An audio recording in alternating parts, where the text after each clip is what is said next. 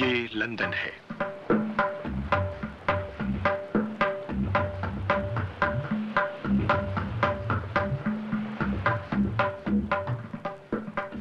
Britain की राजधानी।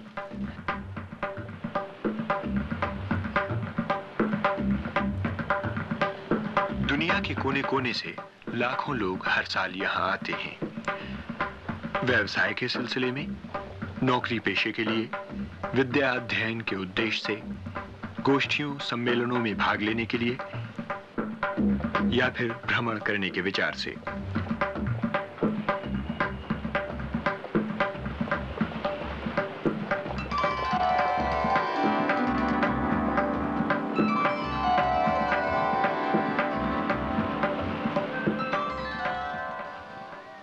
अकेले लंदन में विश्व के लगभग हर देश व जाति के लोग रहते हैं।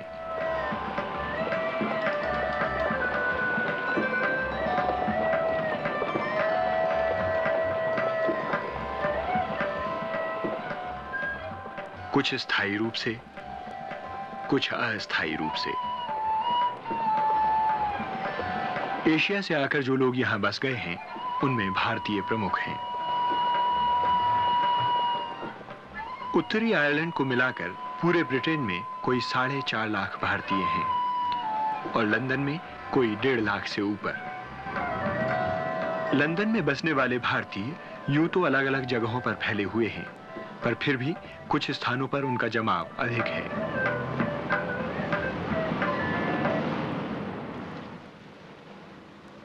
मुख्य नगर से कोई 15 मील पश्चिम में लंदन का ही एक उपनगर है साउथ हॉल।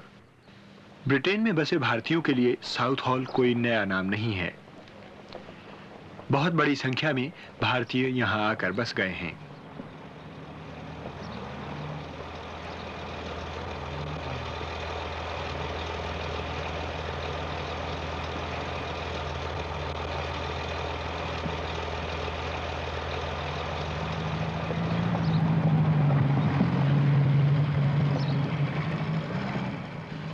साउथ हॉल में यूं तो स्थानीय अंग्रेजों का ही बहुमत है, परंतु फिर भी कुछ हिस्सों में तो बस्ती की बस्ती भारतीयों या अन्य बाहरी लोगों की है।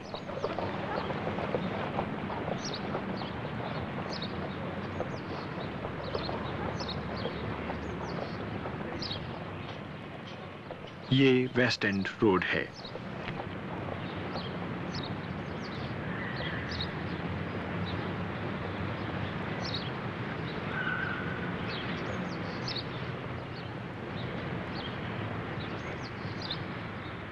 सड़क के दोनों ओर कतार की कतार भारतीय घरों की। इसी तरह से यह है बेकन्सफील्ड रोड और ऐसी ही अन्य बहुत सी सड़कें। भारत से जो लोग यहाँ आए, उनमें से ज्यादातर पंजाब से आए हुए लोग हैं।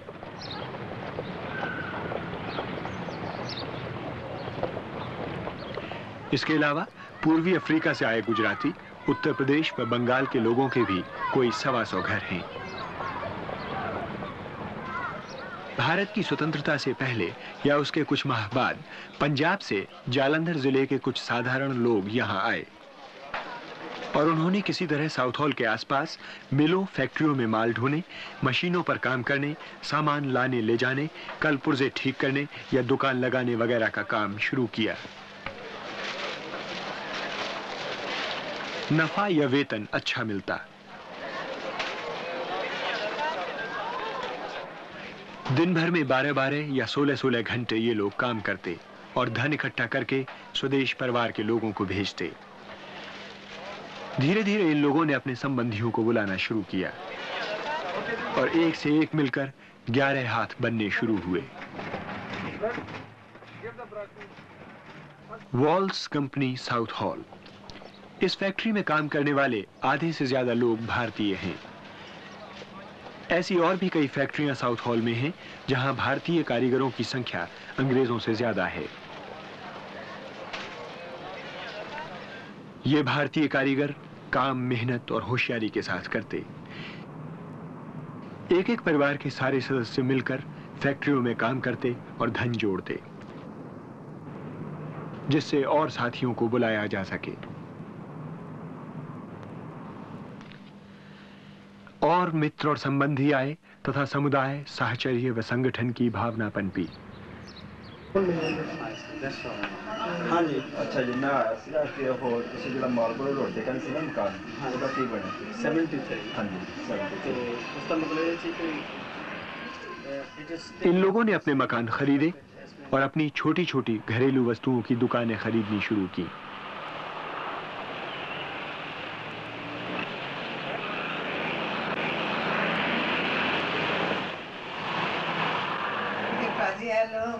साल के बाद रखड़ी आंदी, मैं तो इन्नी दूर रखड़ी बनन आई हां, तुसी जींदे रहो और रब तुहानू भाग लाए। बस मैं सुखा दे दिल दी बड़े दिनों तो इंतजार पे करदा सा कदों भैन आवे ते अपना मुंह ते खावे खुशी होवे आ छोड़ी जी प्यार से कर ले। और भारत से दूर हैं तो क्या अपने तीज त्योहार भूल जाएंगे? अच्छा भाई, अगले साल है और ज्यादा कम ज्यादा बिजनेस होती तन और देती और कुछ करती तू ये ख्वाहिश कर के तेरी भरा दी बड़ी उम्र होवे सदा सुखी। धीरे धीरे अंग्रेजों के मकान खाली होने शुरू हुए और भारतीय घर बसने लगे। बाजार में जब भी कोई अंग्रेज दुकान खाली होती, भारतीय उसे मिलकर खरीद लेते। आज भारतीय यहाँ हर तरह का व्यापार करते हैं। आपको भारतीय उपन्यास, कहानी, किस्से की किताबें या धर्म ग्रंथ चाहिए? चिंता न कीजिए, यहाँ सब कुछ मिल जाएगा। ओनर ड्राइवर चाहिए कि एनी ड्राइवर चाहिए आपको? Any driver. या रहते कहाँ आप? साउथ हॉल में रहते हैं आप? जी। आपका लाइसेंस कितनी देर का है? 10 साल का।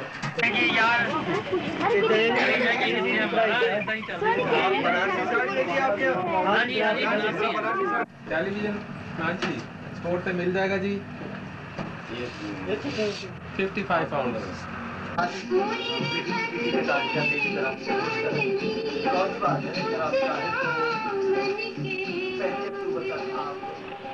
जी हाँ, ये जलेबी ही है। पर आप बाहर क्यों खड़े हैं? अंदर आइए और इमरती, गुलाब जामुन, बर्फी, बालूशाही, चाहे जो कुछ लीजिए। और लीजिए ही नहीं, चाहे तो वहीं खा भी लीजिए। शुरू में ये भारतीय आखिर यहाँ आए कैसे? ये प्रश्न हमने स्थानीय संसद सदस्य श्री सिडनी बिडवेल के सामने रखना उचित समझा, जो शुरू से ही यहाँ रहे हैं और संसद में भारतीयों का प्रतिनिधित्व करते हैं। The principal one was the need of local manufacturers for labour in short supply and jobs that the indigenous workers didn't want in effect. खास कारण ये है कि मिल मालिकों के सामने स्थानीय मजदूरों, कारीगरों की बड़ी कमी थी, क्योंकि ये लोग काम करने के हालातों, गर्मी वगैरह की वजह से टिकते नहीं थे। तो पहले यहाँ एक रबड़ बनाने की कंपनी ने इन्हें बहुत कम पैसे पर भारत से लाना शुरू किया और फिर धीरे धीरे और फैक्ट्रियों ने भी इन्हें बुलाना शुरू कर दिया। भारत में अपनी जमीन के छोटे मोटे टुकड़े को बेचकर या फिर जमाकुल पूंजी लगाकर ये लोग हवाई जहाज या पानी के जहाज का टिकट खरीदते लंदन का। एक नए भविष्य, एक नए विश्व की ओर जब ये अपने कदम बढ़ाते, तो इनमें से बहुतों के पास तो साथ में न अच्छी तरह कपड़े होते और न धन ही, पर तन और द्रव्य की ये हीनता और यूरोपीय भाषा व शिष्टाचार की अनभिज्ञता भी उनके मार्ग की बाधा न बनती, क्योंकि यात्रा के इस मुकाम पर परदेश होते हुए भी सब कुछ परदेश न होता। यहाँ उन्हें मिलते उनके भाई बांधव, जो उनके रहने, खाने, कपड़ों व फैक्ट्रियों में रोजगार का प्रबंध कर देते। भाषा या तहजीब का झंझट ही खड़ा ना होता, क्योंकि रहना अपनी गली में, मिलना बैठना अपनी गली में। आज भी यहाँ ऐसे बहुत से लोग मिल जाएंगे जो अंग्रेजी न लिख सकते हैं न पढ़ सकते हैं। अंग्रेजी के 2-4 शब्द टूटे फूटे रूप से बोल शायद जरूर सकते हैं। 1962 में आप्रवास नियंत्रण संबंधी कानून पास होने से पहले जितने लोग भी यहाँ आए, उनमें से अधिकतर बेपढ़े लिखे लोग थे। अपने छोटे से समुदाय में ही घुल मिल कर रहने में ये संतुष्ट रहते। अपने राजनीतिक अधिकारों या सामाजिक व नागरिक हालातों के प्रति उनमें कोई विशेष जागरूकता नहीं थी। 1962 के बाद जब पढ़े लिखे लोग आने शुरू हुए, तो ये जागरूकता शुरू हुई। लोगों ने राजनीतिक जलसों, चुनावों, मेलों तमाशों में दिलचस्पी लेनी शुरू की। मैं आपको साफ बोलता हूं कि दुनिया में जहां जहां स्वतंत्रता लड़ा है, जहां जहां अत्याचार, अनाचार के विरोध लड़ा है, वहां हमारे हिंदी लोग साथ में ही रहेंगे, छोड़ेंगे नहीं वो। People ask what is India going to do? भारतीय स्वतंत्रता दिवस के अवसर पर साउथ हॉल के प्रवासी भारतीयों को अपना संदेश देते भारतीय हाई कमिश्नर श्री आपा Pant. will not be involved in a struggle for establishing equality, bringing about a new social change where tensions in the society would be removed. गीत, संगीत, राग रंग और नाटक आदि के आयोजन की टोलियां बनी।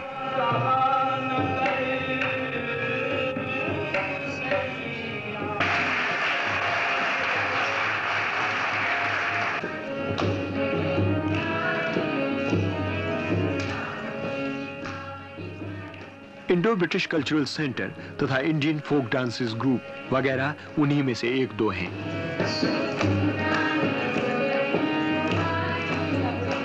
स्थानीय गुरुद्वारे में एक सिख नवयुवक नवयुवती का विवाह के पावन धागों में गठबंधन।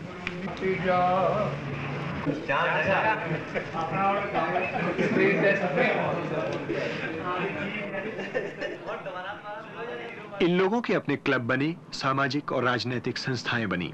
इसके सदस्य जिम्नास्टिक, कबड्डी और फुटबॉल जैसे खेलों में दूसरे क्लबों का मुकाबला करते हैं।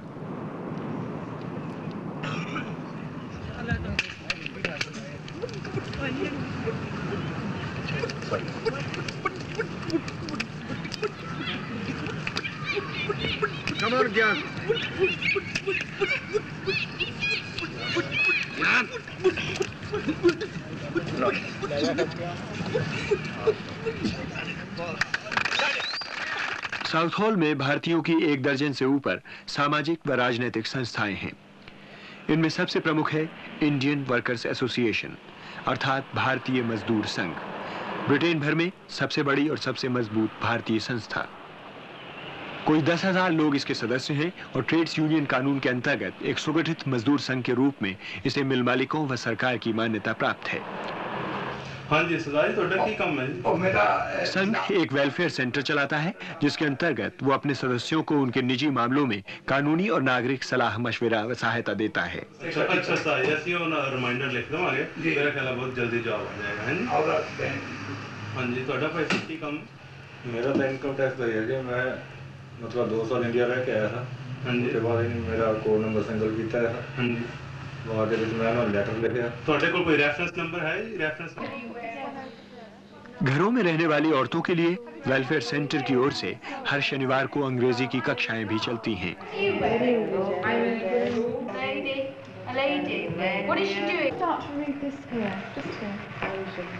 मैं इस युद्ध को करके क्या करूंगा? हे कृष्ण, तुम कहते। राजनीतिक रूप से स्थानीय नगरपालिका में भारतीयों का महत्व बढ़ने लगा। पराया देश समझ यहाँ की राजनीति से अपने को अलग थलग रखने की बजाय इन्होंने अपनी नागरिक जिम्मेदारियों को समझा तथा अपने नागरिक अधिकारों को ठीक से पहचाना और जलसों में सक्रिय भाग लेना शुरू किया।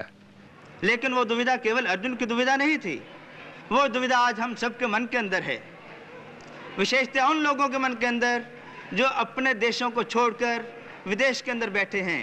बोरो काउंसिल के पिछले चुनावों में 13 भारतीय उम्मीदवार थे, जिनमें से 3 लेबर दल की तरफ से, 3 कंजर्वेटिव अर्थात टोरी दल की तरफ से, 3 लिबरल दल की तरफ से तथा 4 स्वतंत्र रूप से खड़े हुए थे। एक उम्मीदवार ने विजय प्राप्त की। 39 वर्षीय सरदूल सिंह गिल 1968 से एक काउंसलर हैं। वे इस बार भी चुनाव जीते। श्री गिल की स्थानीय राजनीति में काफी साख है और लेबर दल के अंदर वे एक सम्माननीय स्थान रखते हैं। इंडियन वर्कर्स एसोसिएशन से उनका पुराना नाता है और वे उसके अध्यक्ष भी रह चुके हैं। हमने उनसे पूछा, गिल साहब, ये इंडियन वर्कर्स एसोसिएशन आखिर बन तो गई, पर ये जो दूसरी मजदूर संघ है यहाँ पे और दूसरी जो अंग्रेजों की संस्थाएं, उनके साथ इसका नाता कैसे बन पाया? मेरा ख्याल है ये बहुत बड़ा सवाल था इंडियन वर्कर्स एसोसिएशन के सामने, और मैंने अपने तजर्बा से ये बात सीखी है कि हम किसी हद तक इसमें कामयाब हुए हैं, क्योंकि हिंदुस्तानी मजदूरों में इस देश की ट्रेड यूनियन तहरीक में मदगम होने या ट्रेड यूनियन के उसमें शामिल होने की सोच अभी तक उनके जहन में दाखिल नहीं हुई थी। और मैं समझता हूँ कि हमारे सामने जो बहुत बड़ा मतलब था जिसको हम किसी हद तक हासिल करने में कामयाब हुए हैं। और आज आज के हालात ये हैं कि तकरीबन कोई ही फैक्ट्री ऐसी होगी जिसमें ट्रेड यूनियंस, मुख्तलिफ किस्म की जो ट्रेड यूनियंस इस देश में हैं, हमारे मजदूर उसके मेंबर ना हो। अपने अपने घरों में अकेले पूजा करने की जगह अब इन्होंने बड़े बड़े हॉल व मकान खरीदे, गुरुद्वारा व मंदिर स्थापित किए।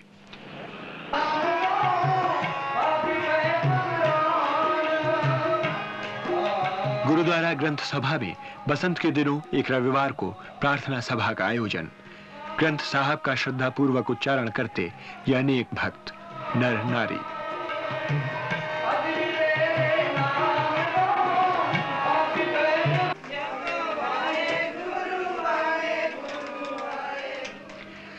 हर रविवार को यहाँ लंगर का आयोजन होता है। गुरुद्वारे के नाम प्रत्येक परिवार कुछ न कुछ देता है। कोई आटा लाता है तो कोई चावल, कोई दाल तो कोई चीनी। सब लोग मिल बांट कर सारा काम करते हैं, खाना पकाना, बर्तन धोना, भोज सजाना, सभी कुछ।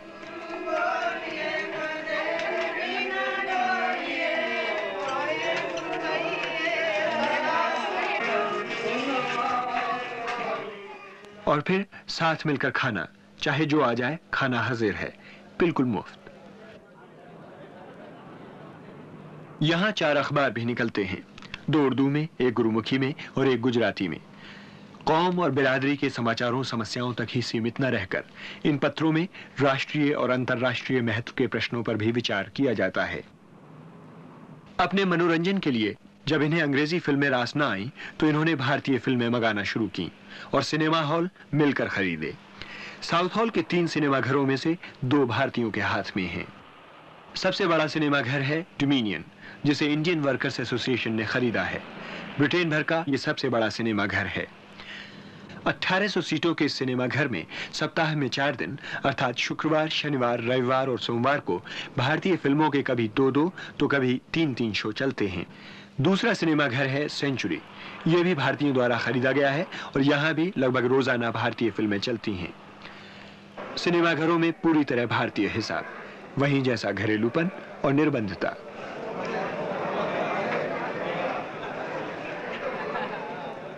इसी तरह से यहाँ के हर क्षेत्र, हर कार्य में इन कर्मठ भारतीयों की जो छाप है वो दिन ब दिन बढ़ती जा रही है। ब्रिटेन में जगह जगह जो छोटे छोटे भारत हैं, वैसा ही एक छोटा भारत लंदन में साउथ हॉल है। भारत जैसी ही सरलता और निर्बंधता, वहीं जैसी विविधता और साहचर्यता।